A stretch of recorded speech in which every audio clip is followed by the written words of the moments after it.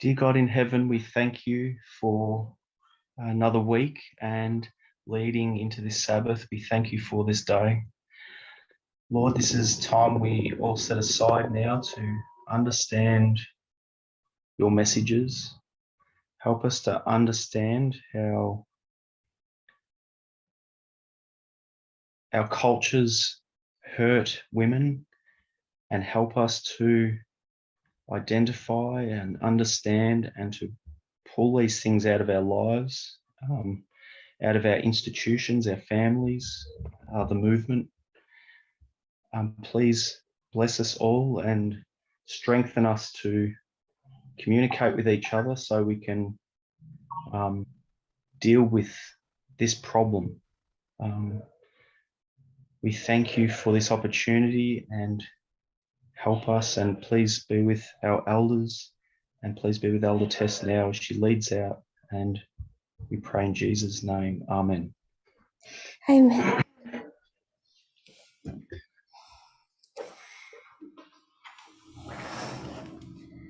As usual, I'll start with a revision, but I want to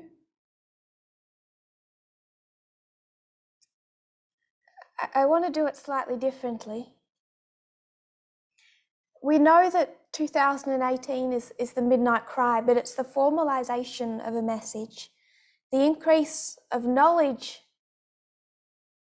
for that formalization, for the midnight cry, is 2016. And in 2016, there's two political opponents. Both carry prophetic significance, and there's a choice between two political opponents. That 2016 election is externally the increase of knowledge for the midnight cry. Considering the reform line for the world started in just not long, or the already we're in the history of the increase of knowledge for the church. It already carries global political significance, that 2016 political election. So I want to ask the question, if it's significant for the priests, Levites, and Nethinims, it's significant for the whole world, that 2016 election, that history that we see is going to be so significant. These two political opponents are going to take us into two different ideologies. It's a prophetic choice. Question, who are those two political opponents? And there's two correct answers to that question. I'm looking for one specifically. But 2016 election, two political opponents and a decision that needs to be made.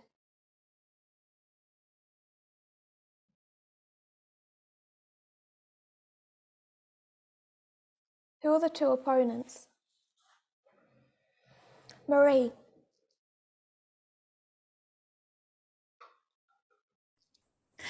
Donald Trump and Hillary Clinton.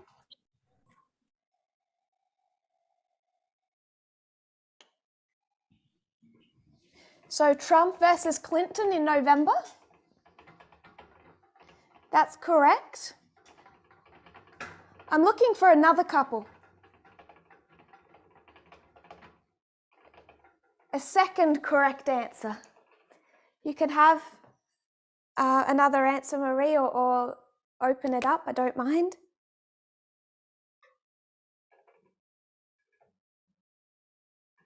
November.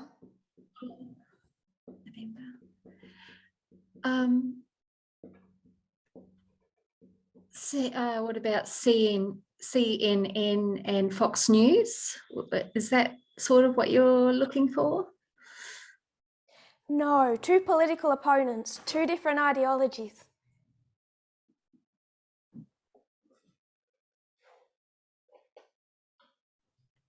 If we can take our minds back to 2016, an eventful year, there was a fight, a claim of bias, a fair few conspiracy theories, and a different election.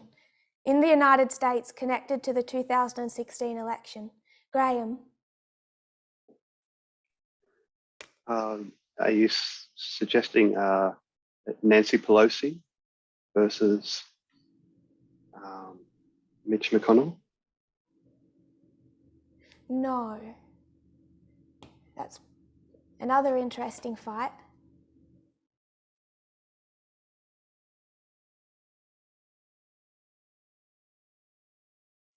Any other thoughts? Catherine? Is it like to select who was going to run for president? Has it got to do with the Democrat Party like pre-selection process? July 2016, the Democratic National Convention. A lot of people unhappy, a lot of protests, a lot of anger. Who were the two that were fighting in July? Well, Hillary Clinton, I guess, and was it Bernie Sanders? Yes. I think I remember. I remember seeing scenes from the DNC, people holding signs up and stuff like that. So it's coming back to me now. He was robbed, apparently. Before we ever get to November, there's two political ideologies fighting within the left wing. One is Bernie Sanders and one is Hillary Clinton. And when we come out in 2018 and we bring in the Battle of Ipsos, we are emphatic that Hillary Clinton, represented in that parable story by Antigonus, had to be the presidential nominee, should have been the presidential choice. We need to consider not just the November election, but the July one. Remember, we went down this track because the question was asked, how do you sift the left wing? By the time we present gender equality in 2019, so 2018 is the midnight cry, we say we need to move from right wing to left wing. We say that our political ideologies are directly connected to the great controversy fight. We need to switch political platforms, to put it simply. By the time we get through to the end of 2019, we're doubling down on Hillary Clinton's prophetic role and bringing in the subject of gender equality. But by the time we get to late 2019 and into early 2020, there's a fight within this movement about the direction it's going to take. It is a fight that has been described as a fight between liberal and cultural feminism versus radical feminism. I won't expound on that now, but the old ideologies of conservatism, etc. But what I want us to see is that this 2016 election, we need to hold it as we go through these discussions and go through these articles. Remember why we're doing this. We said we can't understand the problems with the left wing unless we can properly define the issues with the right wing. So when the question was asked, how do we sift the left wing? My answer was essentially, let's not study Clinton versus Bernie Sanders, the problems with the left wing. Let's not touch that yet. Let's make sure we understand the issues between Clinton versus Trump, Clinton versus the Trinity. If we can understand what's wrong with the right wing, then we can bring it back to the left wing and see the problems with the left wing. And the problems with the left wing are heavily connected to that, what was demonstrated at the DNC in 2016, also part of a prophetic election. It's the problem with, again, the names are just titles for ideology. It's the problem with Bernie Sanders. 2020, we're already fighting within this movement. And those opposed to radical feminism and the direction that we're taking are modeling a lot of their political ideology from who? The squad, Alexandra Ocasio-Cortez, Ilhan Omar, and others. Question, if we were to take Ilhan Omar and AOC back to the 2016 DNC, who would they have been backing? Bernie Sanders or Hillary Clinton? Open question. Brandon. Bernie Sanders. Bernie Sanders. This is a 2020 issue, but it's a 2021 and 2022 issue. There are people now who would pass November, they think, but they would never have gotten to November. Many people in the movement now would have failed July. They might think they've changed their political ideology from right-wing to left-wing. This is another way of stating the problem I'm trying to explain this movement has, members of this movement has, and I'm using different methods to demonstrate it. This is one other method. If we think that the November election was a test, so was the July one. And if we look at Alexandra Ocasio-Cortez and we look at Ilhan Omar and think they are representative of the stream this movement should be floating in, that Bernie Sanders and his version of social justice is where this side of the great controversy should be modelling itself after, then we haven't even made it to November, to fail November. We haven't made it past July 2016 yet.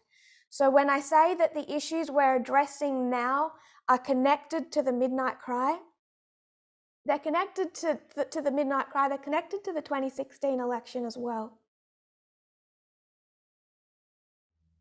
So we started with 1888. We veered from 1888 to try and explain how we need to sift the left wing. Someone asked how I sift the left wing. Understanding the problems with the squad, with Bernie Sanders, with that entire definition, ideology of social justice that they support, is how I sift the left wing. I don't want to expound on that now, because it's going to take a little bit of time and there's some really key and lengthy articles that I think we need to work through to do that. We're going to continue wrapping up our discussion of the right wing. But as we discuss the right wing, as we work through these issues of libertarianism and culture, just keep in mind why we're doing this. We're doing this because Elder Jeff did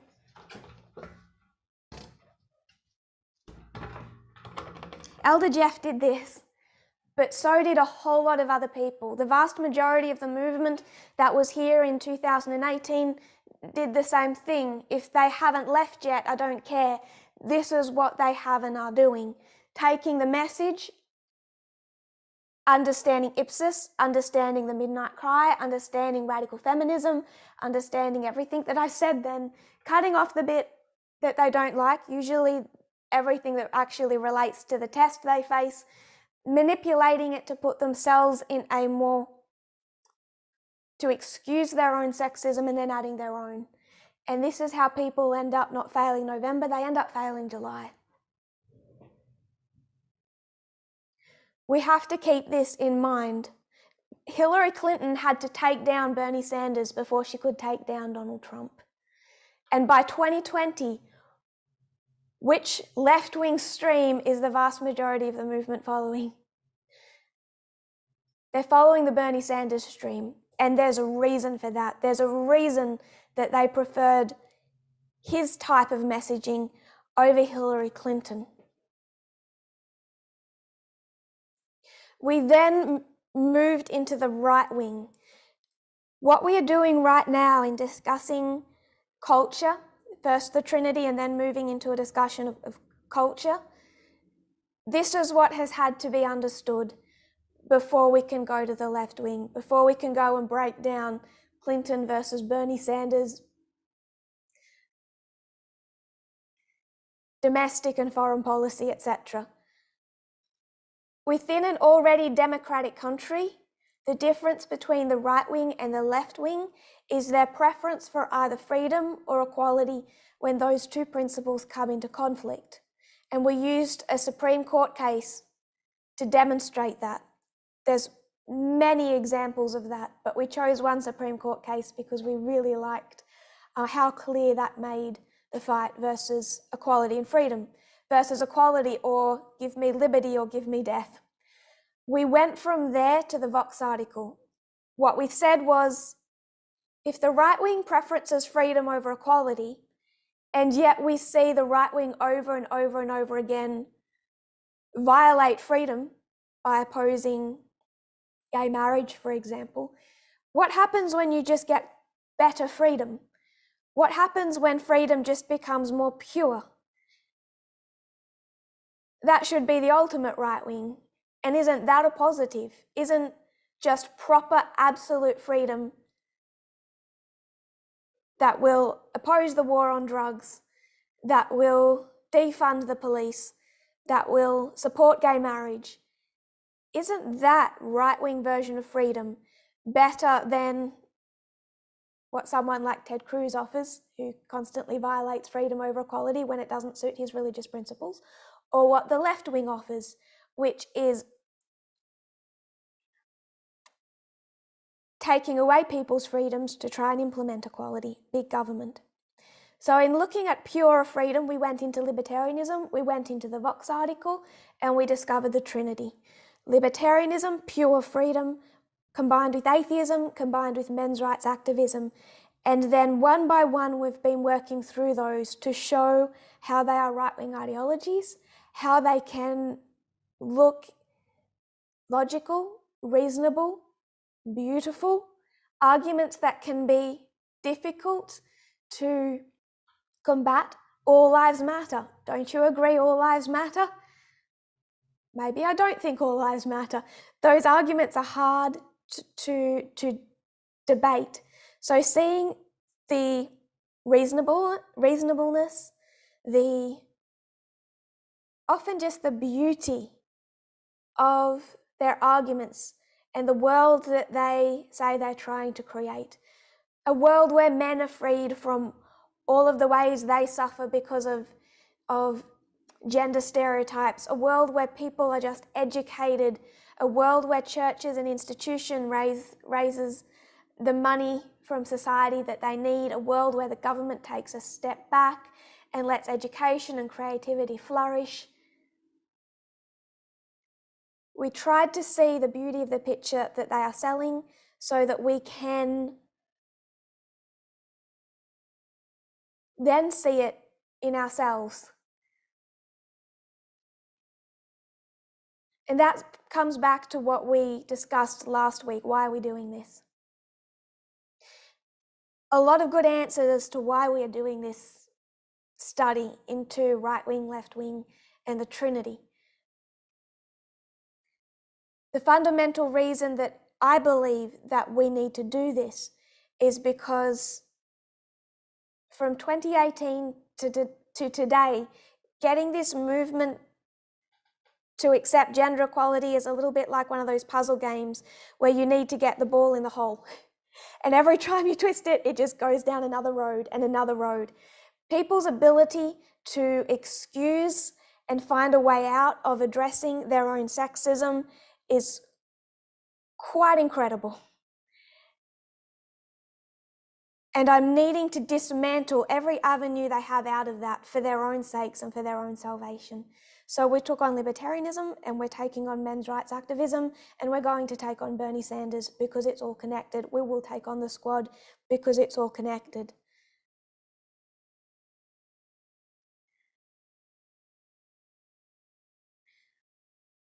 Libertarianism, the most dangerous stream of the right wing, disguised as beautiful. Bernie Sanders, a version of social justice that is much more suitable and comforting to many members of this movement compared to that which you would find in Hillary Clinton. It's a fundamental rejection of the midnight cry. Men's rights arguments which are more prolific in this movement today than radical feminism. Finally, we address the Sunday law. How does all this impact church and state and our view of the Sunday law as a fight over the union of church and state? And essentially what I concluded on in the few minutes we had left was saying that it is not church and state after all, it is culture. You need to substitute the word church for culture. And then I'm hoping we can see that every piece of this puzzle falls into place.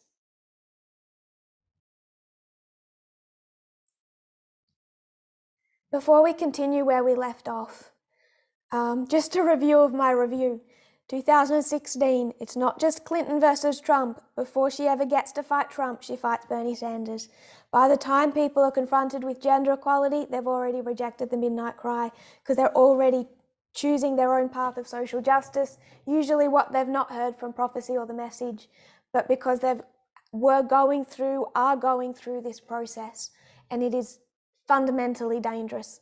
They will leave just like Elder Jeff left if they haven't already. That's why we're trying to tackle this.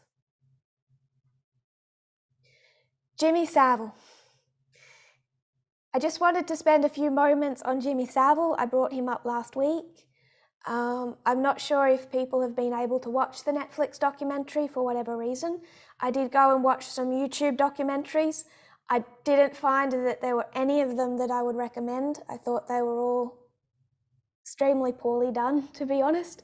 Missed the fundamental point, and which left you bending more towards conspiracy theories, I think, and completely missing the point. I don't usually recommend anything that requires a cost to watch, but at least a discussion of it or having it in people's consciousness, I think is worthwhile. Did anyone go and watch the Netflix documentary since last week? And if you did, you know I'm going to ask you. Catherine? Yes, I watched it. What are some perspectives you took from it? Obviously the horrible, but that's not really the point. But yeah, I think towards the end they were kind of looking for reasons why this could have happened, or how this could have happened, how the whole country could have been fooled, kind of thing. But really I thought that the whole society had set up a situation where it wasn't just Jimmy Savile, but it was everyone who was implicated, because you had like young girls that were from those institutions and they just didn't think that anyone would believe them. And you know that if they spoke out, the police probably wouldn't have believed them, but so would have all of Jimmy Savile's fans. And that would be men and women, that just the general public wouldn't have believed them either, because who would believe these young girls that have been, maybe in trouble, or their voices were so, they just felt so powerless. So that was really sad, but I just sort of felt like, everybody kind of carried the guilt in some ways for what had happened. I thought it was just obviously really heartbreaking to see people as adults talking about basically their whole lives have been really ruined by this. Like it's, for him maybe, a short little thing, but for them it's destroyed their lives completely, I think. And they're still trying to come to terms with that. But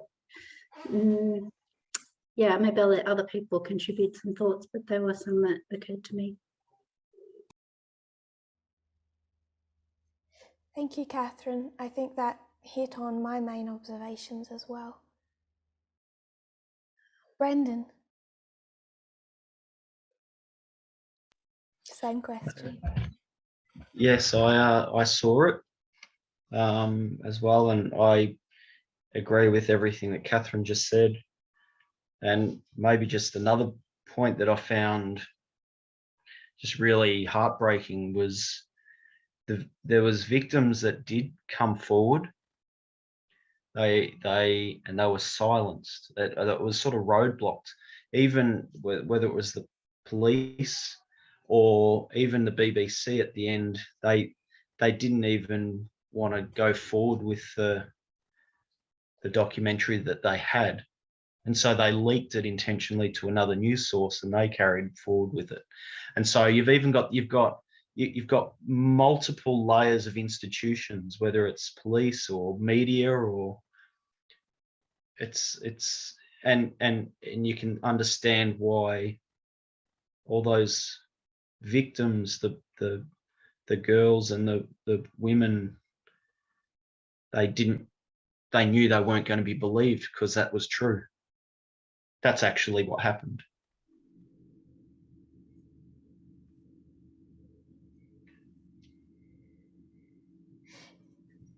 I found it really therapeutic to see the male journalist, the rage in his eyes on behalf of other people. That's what I'd like to see in this movement. That is encouraging, and that's what it finally took. Brave women, and him being angry for the injustice they faced. I thought was a little positive to take from a whole lot of negative. Catherine. Oh, the other interesting thing was about Margaret Thatcher and this whole idea of, you know, having funding for institutions like the hospitals and that they didn't need the government funding. And so the way that set up a situation where Jimmy Savile ended up having a lot of power because there wasn't those sort of oversight, those structures that would have been in place if it was a government funded hospital, for example, or something like that. It set up a really bad, unhealthy environment where he could just, you know, waltz around a hospital and do things, and people didn't say anything because they wanted him to bring in the money, I guess. And yeah, it just brings in that idea of libertarianism into it as well.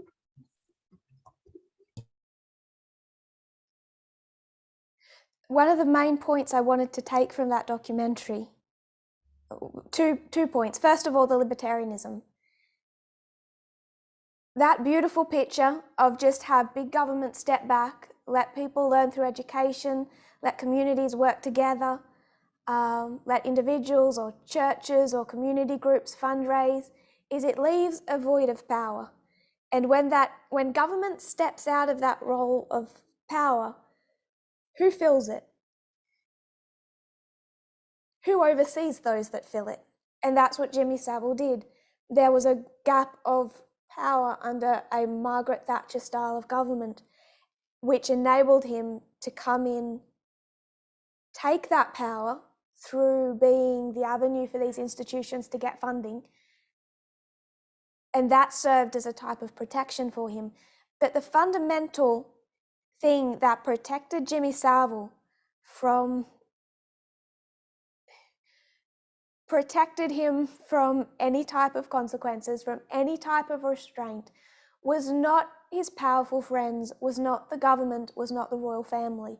This is where I feel like a lot of the other YouTube documentaries or presentations on this really failed. So easy to go into the sensational and just make this a case about a terrible man and those terrible, wicked, elite deep states, and they start going down the conspiratorial route. And when they do that, they do this.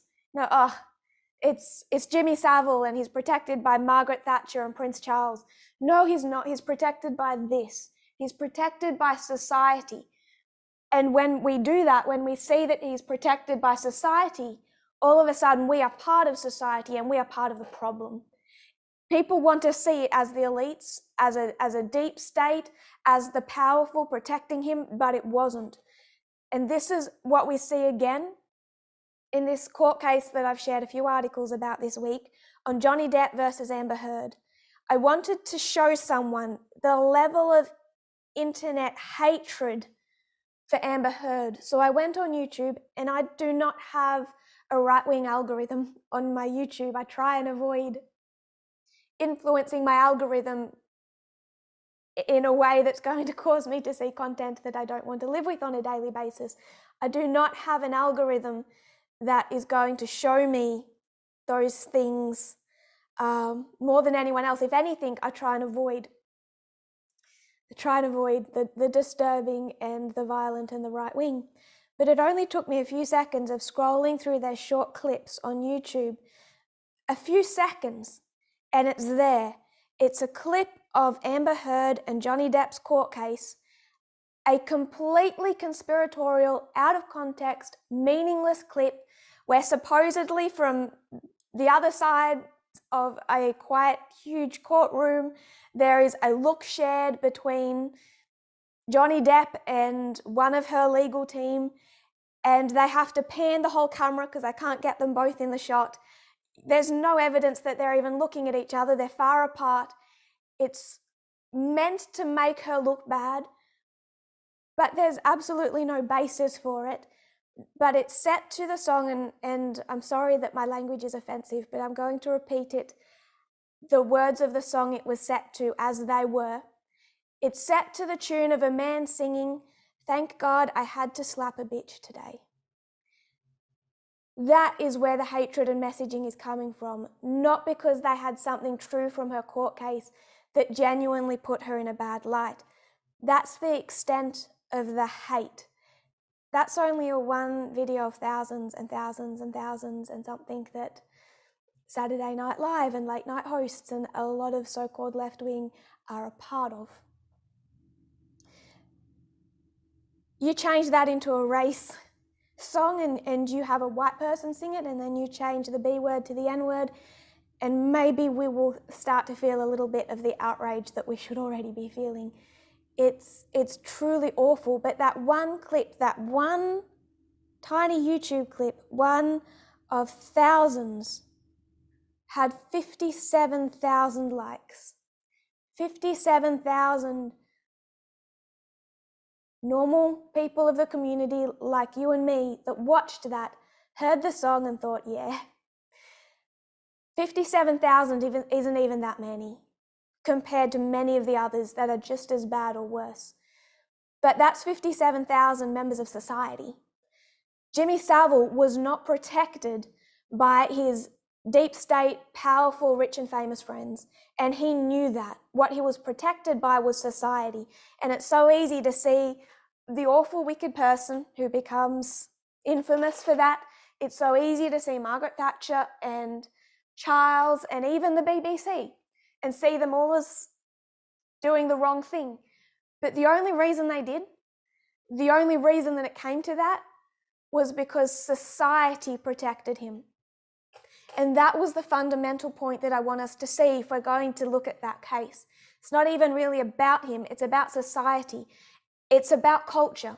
And when we see that, and then we are part of that society and we are part of that culture, and now it's not 1967, now it's 2022, and now it's Amber Heard and Johnny Depp, all of a sudden we should see ourselves in the light that we view society back then, that we view the UK around that case and that issue. Only by getting to the heart of society and culture can we start to unravel what this is all about. Molly? No, I was just going to ask, is it culture that protected him? Yes. Yes, I think that is irrefutable. He was adored by so many. And when you watch that documentary, it is so obvious. He does not hide. Some of his sexual abuse is in plain sight, but it's met by laughter, because it isn't even that society can't see that he is a predator. They can see that he is a predator, but society just doesn't really care. They refuse to believe the victims. And the other point from the documentary is the powerful statement by the woman who was a television presenter in one of his interviews going back decades, where he is flirting with her and she sits on the couch and simpers and coos and melts and gives him a kiss when he asks for one, and the male presenter eggs Jimmy Savile on, and then they interview her for the documentary, a much older woman, And you can see the pain in her eyes because she says, I hated it then, but society demanded a performance. My boss, my colleagues, but it wasn't just them, it's society that expected her to perform a role, which was as this flirty, short skirt wearing television presenter that Jimmy Savile could flirt with for the enjoyment of the audience. And the way that she was expected, and she knew at the time that incident was painful for her at the time, and she was still knew she had to do that because the viewers watching expected that of her.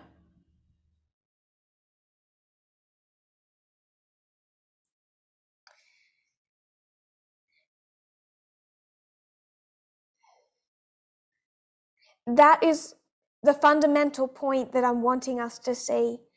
His powerful friends could do nothing for him except that society continued to view women the way they did, to view sexuality the way they did, to view powerful men, influential men the way that they did. And looking back, it's horrific, but society has not much changed, as is evidenced by one little YouTube clip with 57,000 likes. That is one tiny evidence among many, many others. Remember, those women that kind of seemed to giggle as he handled them on public camera for millions to watch, those women might have laughed. But they did not need to find white actors to play the slaves in Gone with the Wind. When society says dance, you dance. That is how people operate. African Americans, quite possibly the children of former slaves, acted the part of slaves on Gone with the Wind, something that massively represented the trauma, the horror of what had happened to their own people, because society says dance.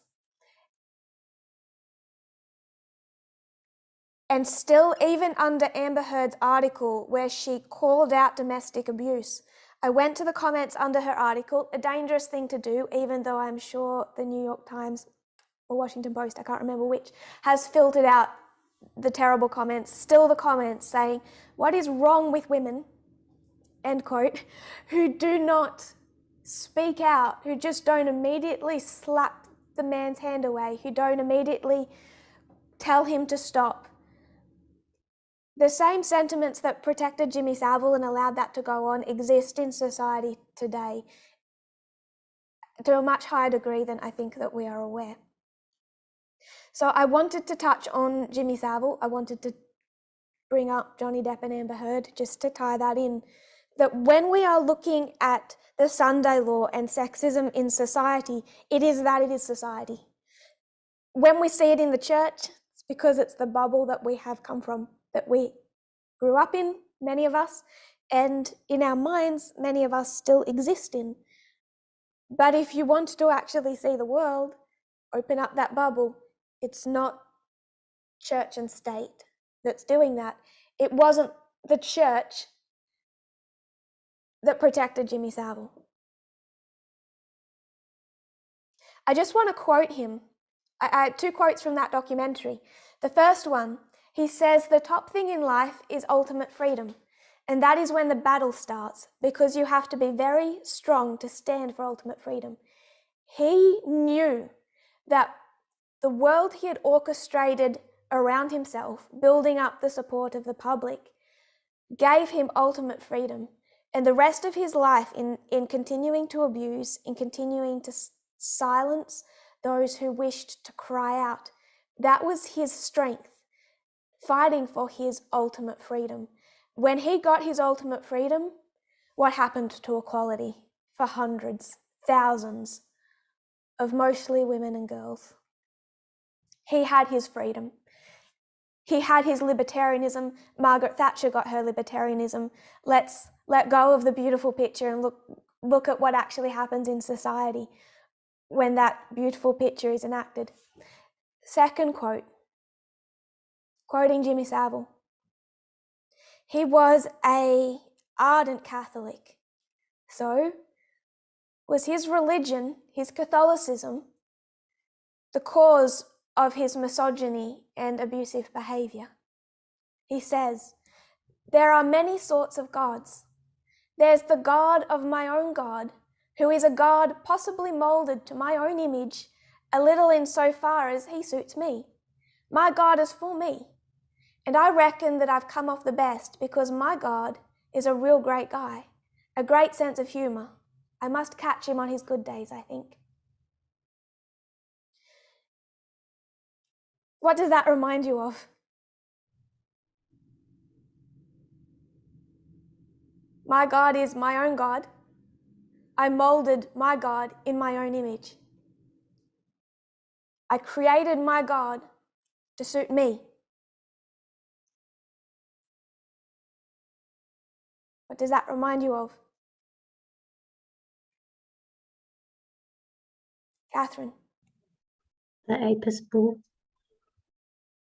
Yeah. Reminds me of the Apis bull. He did not need to be Catholic. He did not need to be religious. He did believe in a God. All that he had to do was to try and blend his misogyny with his Catholicism, was take whatever God Christianity offered and do this. His God is not Pope Francis's God, because he took whatever religion offered, cut it down, twisted it, added his own, and he was left with a God that would be okay that he was a pedophile, that he had hurt, abused thousands of women and girls, okay with that, a God that is okay with that, because he'd created his own God, and he even says it. This is what is happening, what has happened within this movement. I hear all the time, people have said to me as explicitly as this, I miss the God that I knew before you started presenting, Elder Tess. I miss the God I knew before gender equality, before the midnight cry. Of course you do, because your God was made in your own image. You can say with Jimmy Savile, my God is a real great guy. My God is for me. There's the God, my own God, who is a God possibly moulded to my own image. That is why people miss their relationship with God before this message. They miss it because that God that they had never convicted them. He never had a God that told him that pedophilia was wrong. He never had a God that said that he would be judged for abusing women, because he had a God that suited him. That happened before I started presenting. It has happened a lot since I've started presenting, and people are still explicit enough to say, I miss the God I made in my own image. That God never made them feel responsible. That God said, everyone else is the problem, but not you. It's okay. It's not you. You can make this movement into a movement that suits you. You'll get to heaven and say, the leadership didn't understand me. The leadership didn't understand that my case was different, that my sexism was different, that my childhood was different, that I couldn't help being the way I was.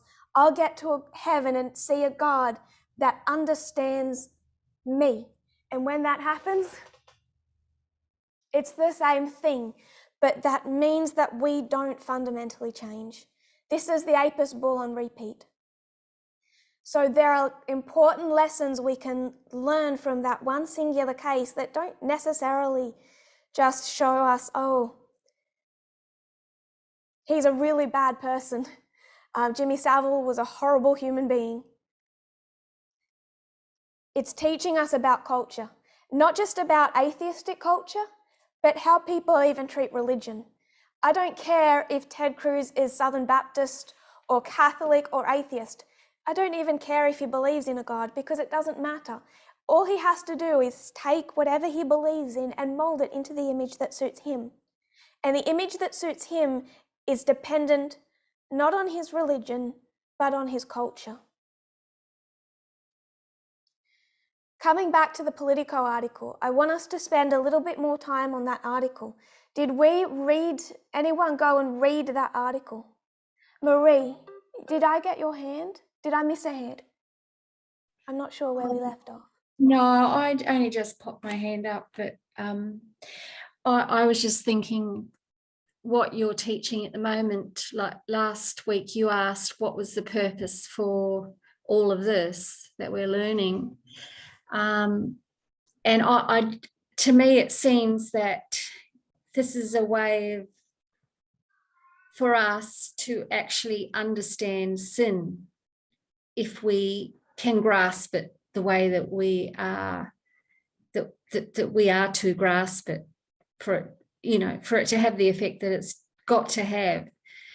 It just seems to me that this must be an aspect of why we're learning all this, because it's the sin that we need to understand.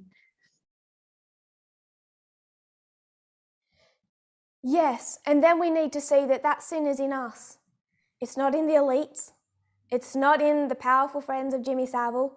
It's not in the absolute most wicked that we see like him. It's in society, and therefore it's in us. But that is a fundamental point. Molly, I'm sorry I missed you. I'm just wondering, because now with the media and his lifestyle is more exposed now than before. What I'm wondering, if culture can protect him, will culture can be able to crush him now that everyone else is sort of turned against, that is more exposed than anything else, the act that he did? Or what limits does culture take to handle that? Will it be able by culture to solve their problems?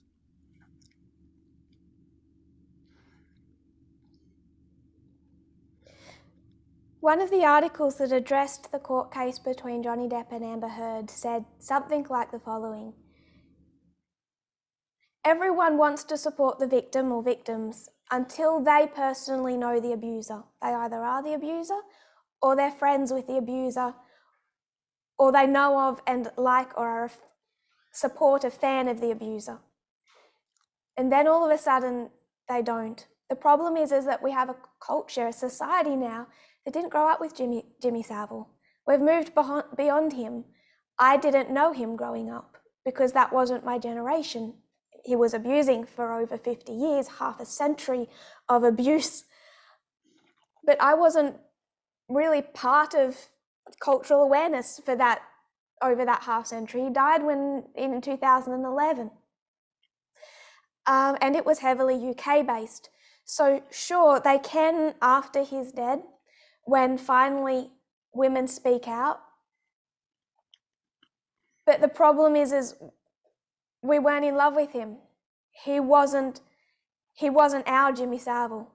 Now, for tens of millions of people, it's their Johnny Depp. And I'm not saying the cases are identical, but the response of society is, it's not Jimmy Savile, it's their Johnny Depp. He belongs to them. They adore him. So society can do that too late to people they don't love. But their fundamental approach to women and to abuse has not changed.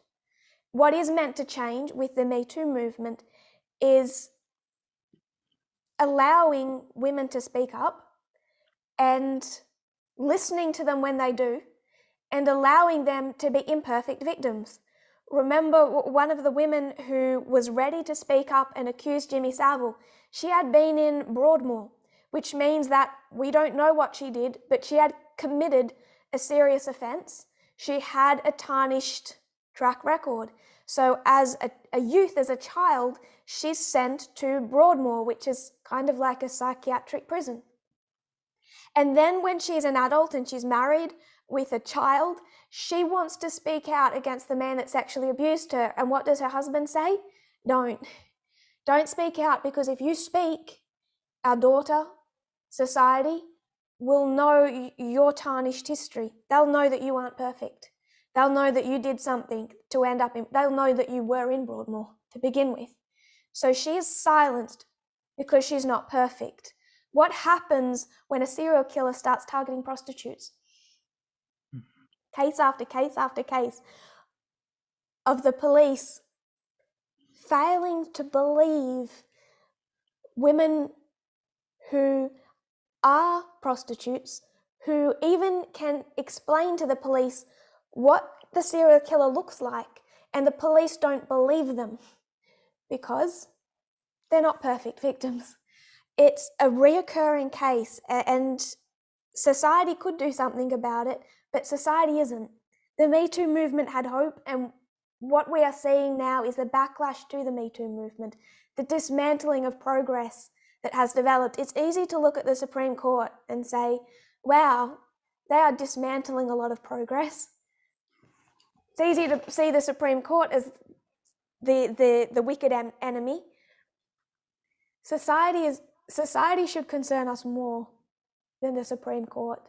It's society that hinders, blocks gender equality. The Supreme Court becomes a reflection of society, and I don't even think that it is the worst reflection that could be. The Supreme Court might dismantle some things. Society will dismantle the Me Too movement. It's happening as we speak. So it could,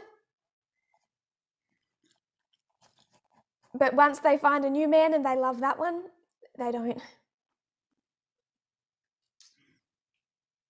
If we were to come back to that article, thank you for your comments, all good discussion points. How the culture war could break democracy. What we have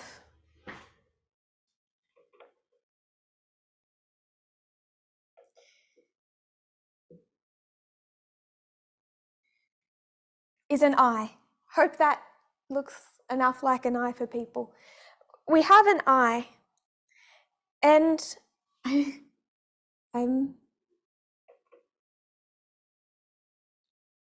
we have a set of glasses. He kind of does it this way. I want to do it this way. I want to say that these glasses are politics, but perhaps more relevant to us right now is these glasses are religion.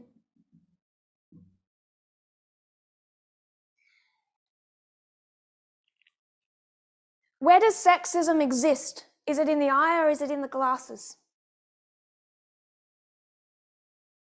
Where is the sexism? Where is the misogyny?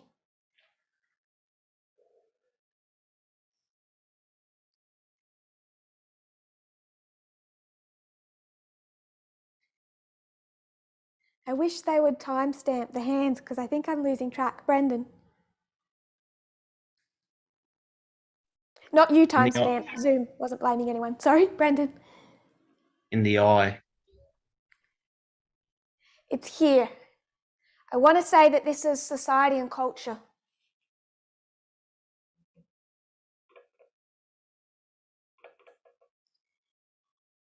Now, the glasses can be different. Someone could be Muslim, someone could be Christian, someone could be Buddhist, someone could be atheist. The glasses change, and with different glasses, you're going to get a different tint. It's going to manifest in a slightly different way. So someone who is atheistic and sexist might look a little different to someone who is Southern Baptist and sexist. It changes the tint. Remind you that a new atheist young woman said that she found the new atheist glasses, the tint of their glasses, worse than what you would find in religion. It's an awful tint, but it's just a tint. It's just a reflection. Where it actually exists is inside. It's in the eye.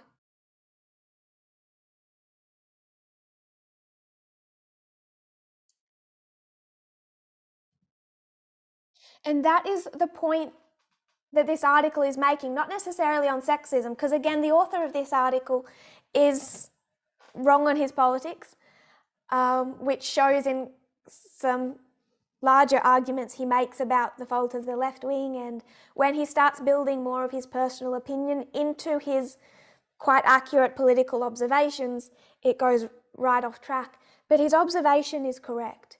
He says our politics are reflections of deeper cultural dispositions. So what is deep is here, and everything else is just a tint. It's a reflection of it. On political matters, on here, you can compromise.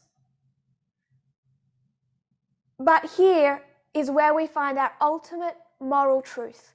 And on ultimate moral truth, one cannot compromise.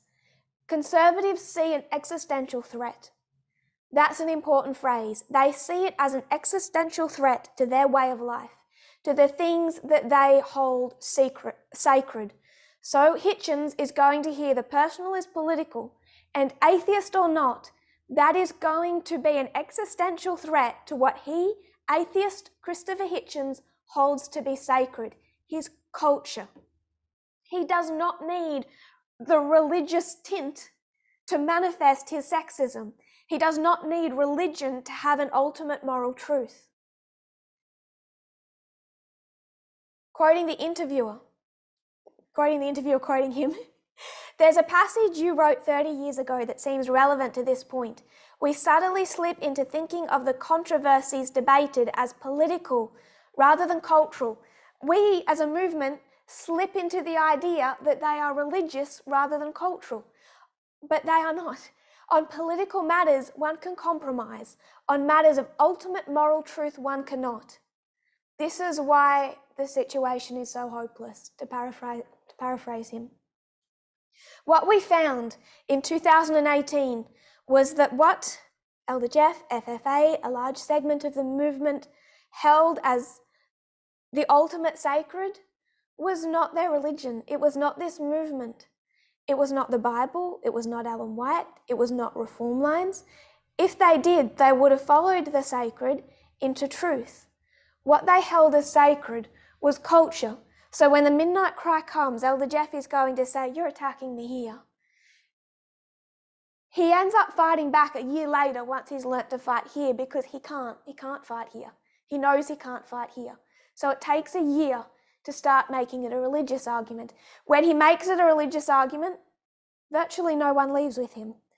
We don't have a shaking in Africa. We don't have shakings in many parts of the movement. We don't immediately have shakings through the French world because he's fighting here. But then as we keep presenting through 2019, late through 2020, into 2021, we are attacking here. And every single time we do, that is where the fight develops. That is where people leave. Josephine.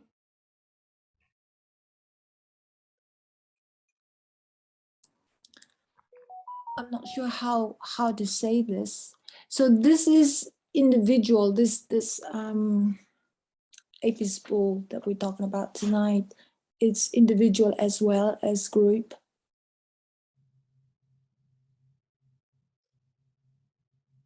Yes. We can see Adventism has done that. We trace that back and we can see Protestantism has done that. But I would argue that Dawkins, that individuals do that. And it tends to, a lot of them tend to be very similar. Those who are doing that in this movement are all coming to the same conclusions. They're all coming to this conclusion, the same conclusion that we don't have enough sympathy for men who are suffering. I don't want to say too much because I've got a lot to say in the future, but that we're not giving enough space and time to the subject of race. All of those arguments, that there's only a few that people tend to gravitate towards. We can say everyone has their own, but there aren't that many out there. So they tend to be all very similar. All of which leave the individual able to not have to address themselves. Does that make sense, Josephine? Yeah. Yes, thank you. I see it coming for a while, but I just didn't know how to express it. And when we covered that tonight and last week, it's the picture's forming, more clearly in my mind. individuals can seem to do that independently, but the arguments are very much almost the same that Yeah. develop. Marie.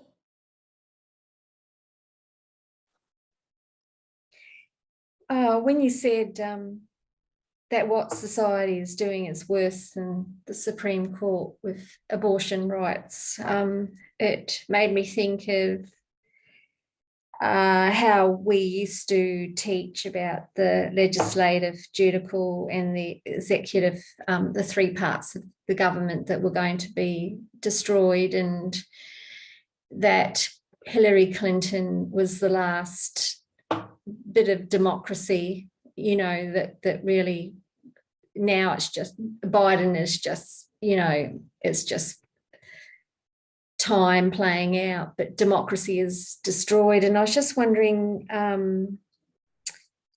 so how does that fit with this culture? How do we see that picture and this picture, and how can we combine the two of them if we can? Does that make sense? I'm not sure I understand your question. I guess when you talked about the Supreme Court and you know what society is doing is just so much worse. It just reminded me of the, you know, the three parts of government, and how that it was basically heading toward the Sunday law. The three parts were slowly being, you know, ticked off and destroyed. And just, I guess, also too, that we now apparently there won't be a Sunday law as such. Like the Sunday law will come, but there won't be a law around that.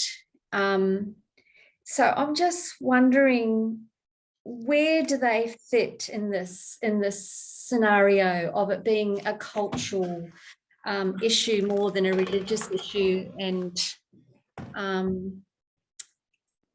the government being destroyed? How does that fit in with this?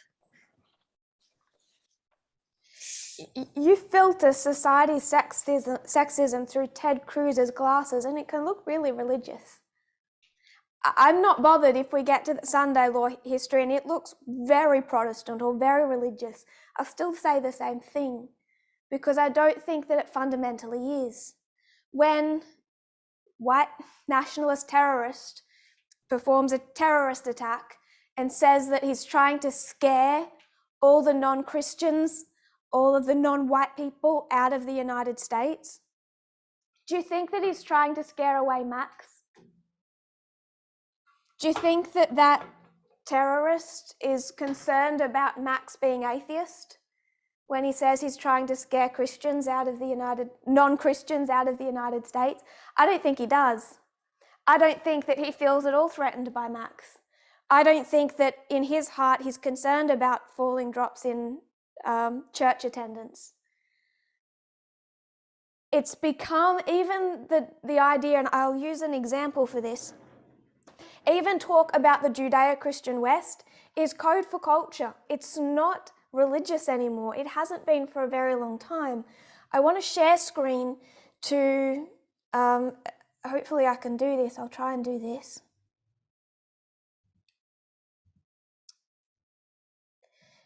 I want to share screen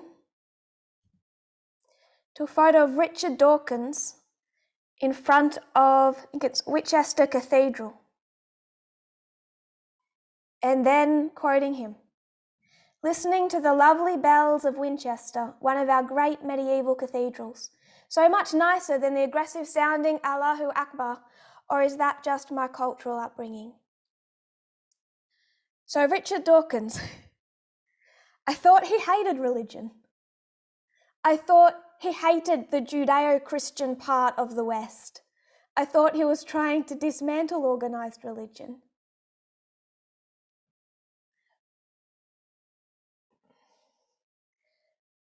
The problem is that Richard Dawkins loves his culture. He might hate God and the concept of God. He might hate religion, but he loves his culture. And at least at the very end of a terrible thing to say, a frankly Islamophobic thing to say, at least at the very end, he thinks, maybe that's my cultural upbringing. It is.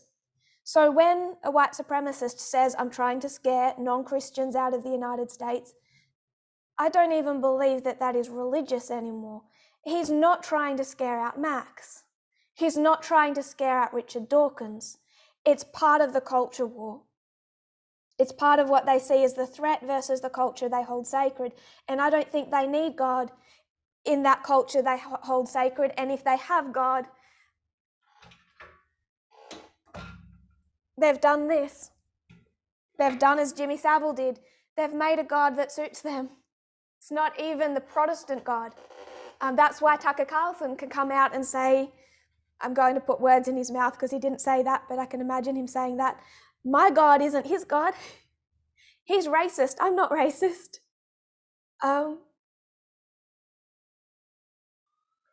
You can strip the glasses off. You can put them underwater and scratch off the religious tint. It does not matter. You'll just get a different tint. You'll just get a different shading of the same fundamental problem, which is why women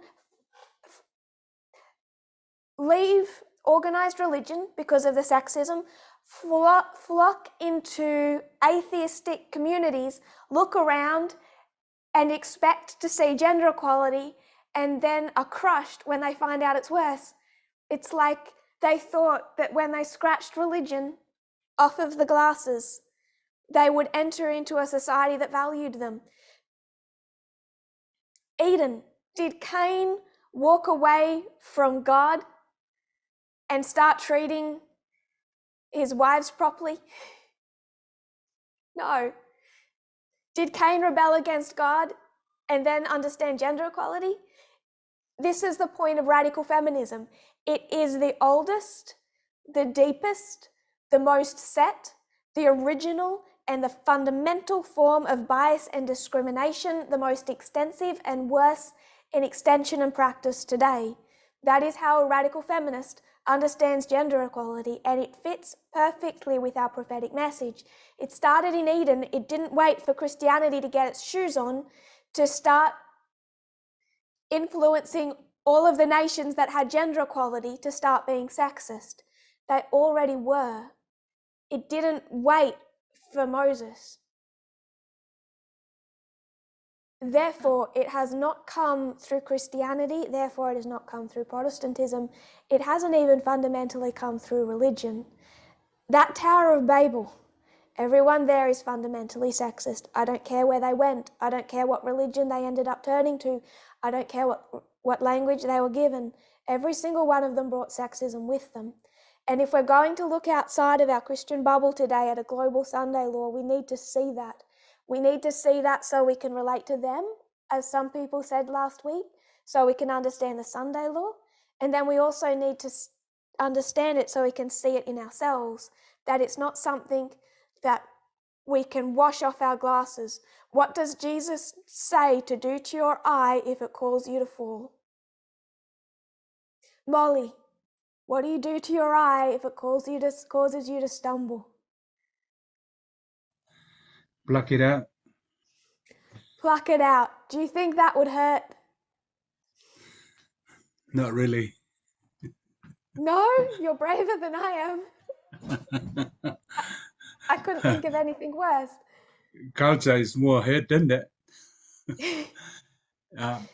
What I'm asking is that I could see this culture thing is so is sort of it's a core things for everything, all our problems, and then where it cultivate from is this a dark side to patriarchy system. I missed the last sentence. Could you repeat that? I'm sorry.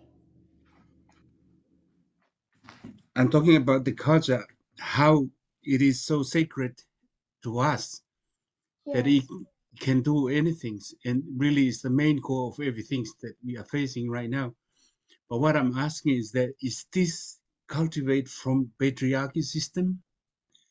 Is this the dark side of it? I believe so. Not everything in culture is sexist or wrong, but the vast majority of it kind of is. When you start stripping back the layers and look what the meaning is behind things, look at the meaning behind a wedding ring, look at the meaning behind a father giving his daughter away. That's right. Look at the meaning behind some of these things, but behind calling someone Mrs. Husband's last name. It is sexist, and that is what we are trying to root out. And I think it's easier to rip our eye out than rip sexism out. But we actually, in fact, Jesus tells us to. This is what hurts, and it really does hurt. And if someone tells you to tear out your own eye, you will do everything else but that. You will try and find any other alternative to that. But this is what people hold sacred. We had a larger fellowship here in Australia who walked through shaking after shaking. And then I touched Zimbabwean culture, and I touched the dowry system. And where are they now? They're not here in this meeting. It isn't because of anything I said about religion. I touched culture. And I would say, I think you can defend saying, even the majority of Adventists today, I'm not worried about trying to convince them of what Ellen White believed, or how to read the Bible, how to read properly. That's not what will be the blockage to Adventism, because that is what for most people is not ultimately the sacred. That's why the whole world is in a culture war. Look at the last week, look at the responses coming from Republicans and Democrats and lots of individual people when you have just another atrocity. I think it's the hard thing about it. War. Sorry? But I mean, the hard things about it is so much ingrained into everyone. Yeah. That's why it's 2022 and I'm saying the same thing and continuing to fight. It is ingrained, but it doesn't have to be. Our eye is built into our body. We can live without it. We can discard it. If your eye was going to kill you, you'd tear it out. If I knew that I'm going to die in 30 seconds unless I get my eye out, it's amazing what the human being can do when it has to. It's understanding that we have to. And it's in ceasing to find excuses to not. The preservation of culture and the defense of culture is the fundamental reason that 100% of this movement is not radical feminist today. It is a fundamental reason that people have left over and over and over again. People did not leave over an interpretation of scripture. They left over culture because people just do not, to that extent, care what God thinks or what God says. The root of the word culture, remember, is cultus, culture, cult, cultivate. It's what we feed, it's what we treasure, it's what we love, it is what is sacred, it is what we coalesce around and find community in, like a cult. It's the same thing. To separate someone from culture is like trying to separate them from a cult. They worship that, they treasure that. And that is what this message is defining. That is what it looks like to take a stone and throw it at a statue and destroy it. We're not destroying the glasses that statue of Daniel 2 is wearing. We're destroying the statue itself. And how you do that, the only way to do that is to destroy culture in whatever country, in whatever manifestation that we find sexist. Culture, in one respect, is about that which is pure and that which is polluted. It is about the boundaries that are often transgressed and what we do about that. And part of the culture war, one way to see the culture war, is that each has an idea of what is transgressive, of what is a violation of the sacred and the fears and resentments that go along with that.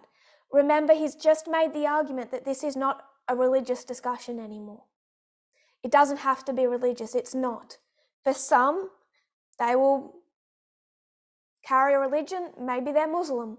They're going to put on a pair of glasses and they're going to be sexist with that tint, with that hue.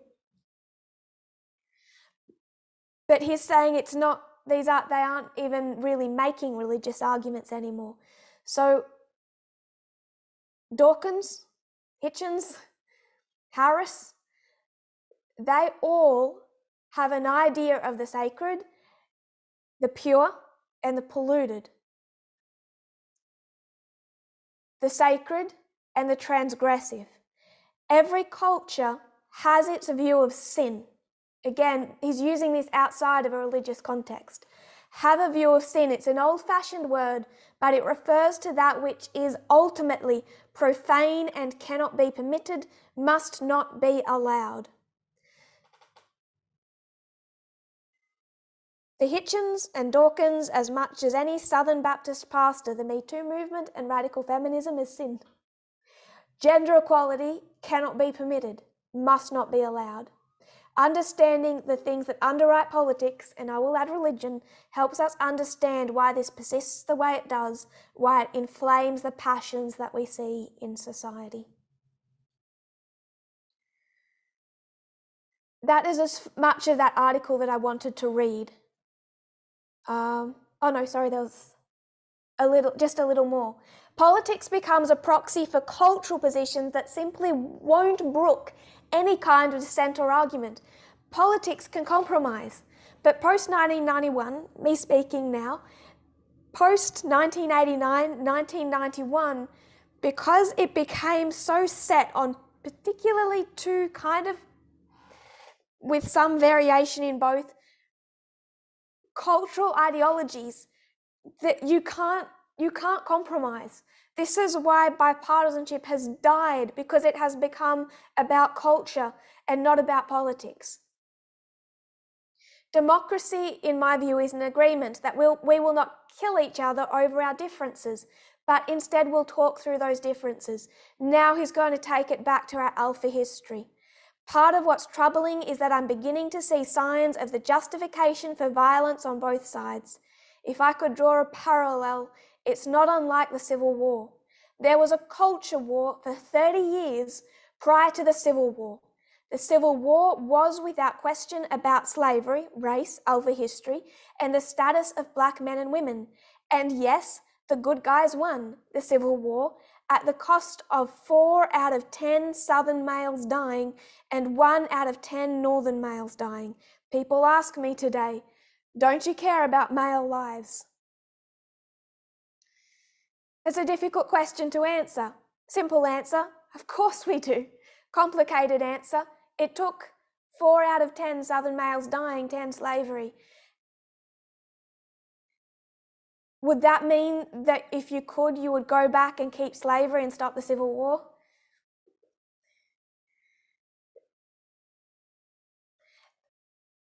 You always have a culture war before you have a hot civil war. Before people start pulling out their guns, you have decades of this entrenchment into two cultural positions. Obviously, there's some variety within both. If you didn't, I wouldn't be having a go at Bernie Sanders soon. If you didn't, you wouldn't be talking about libertarianism, supporting gay marriage alongside someone like Ted Cruz. There is variation between both. But they are still entrenched cultural positions, and they will unite together when they need to, like on January 6th. You can see it in our alpha history, and now we see it in the omega history. And it is not fundamentally about religion, it's about the cultural positions that have been taken. That was the United States, purely. It's a limited context. Now it's global, and it is in a post-Christian world. So global and post-Christian. It means that it is a culture war, even more so, 100-fold more so than it did in our alpha history. It did then, but it absolutely does now. I might close for time because I'm always going over time. Marie, I'll take your comment and then I'll wrap up.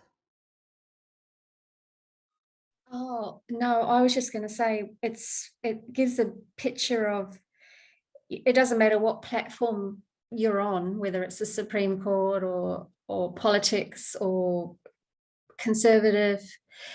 The bottom line is that it's cultural, it's culture, and that it's almost like everybody is coming into concord with one another, even if they don't realize it. Yeah, that's just the picture that I guess I'm getting from this.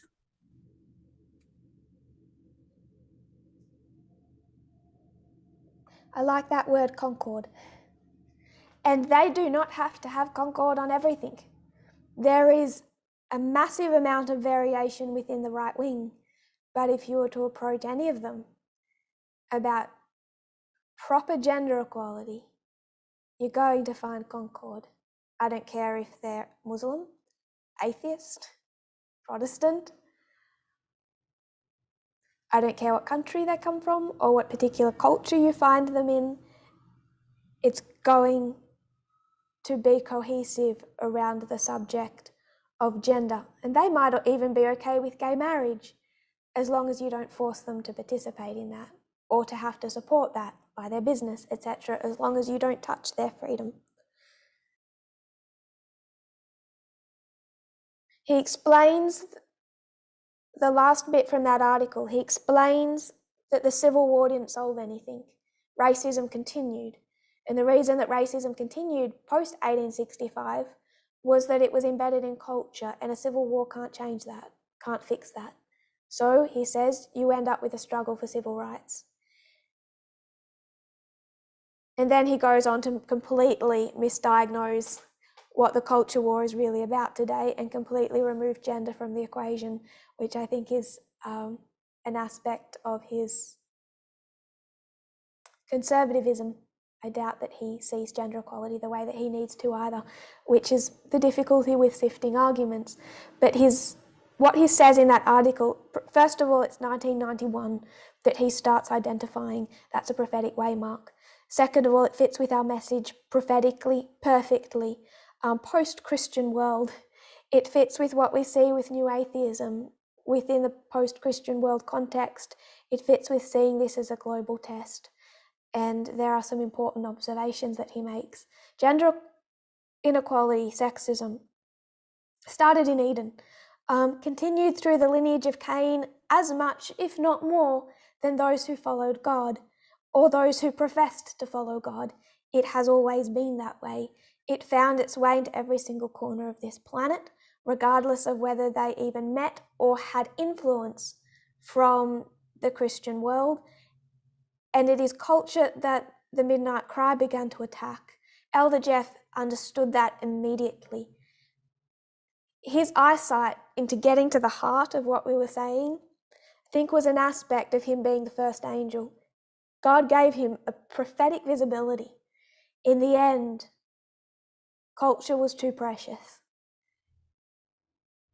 And it continues to be for people today because this continues to happen. Because this says you're the problem, your mindset, your worldview, your culture, however that is manifesting itself. And so we do what everyone else does. And you can't get through. You can't get through that way. You come out this end failing 2016 and 2018 more than anything. You can't come through this process, look back at 2016 and pass the test. You can't do this and come back to 2018 and do the test. Seeing people today who, if some aspects of the message were just forgotten by them for a moment, they would go back to 2016. They might not choose Trump, but they would choose Bernie Sanders. And that is just as much a failure. We will get into the issue of the left wing.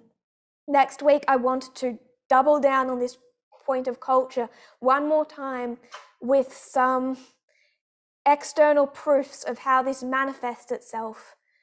in 3 or 4 different scenarios. We will close for time. And Brody, would you close in prayer for us? God in heaven, Lord, as we look at the world that we live in and we understand our part in it, Lord, we long to see as you see. Lord, we want this change in us. We want to hate sexism, Lord. We want to we want this new kingdom. We ask, Lord, that whatever it takes, that you would bring this to pass in our lives. We ask, Father, for your movement. Lord, we know that we are so close to the end, that there is not time. We ask that we would not dawdle in this work. Lord, we know that there are people that we will be in contact right now with, Lord, that are dependent on our influence, on the way that we reflect your character. And we ask, Lord, that perfect that which concerneth us. We thank you for your Sabbath, Lord. Please be with us in these hours. We ask in Jesus' name. Amen. Amen.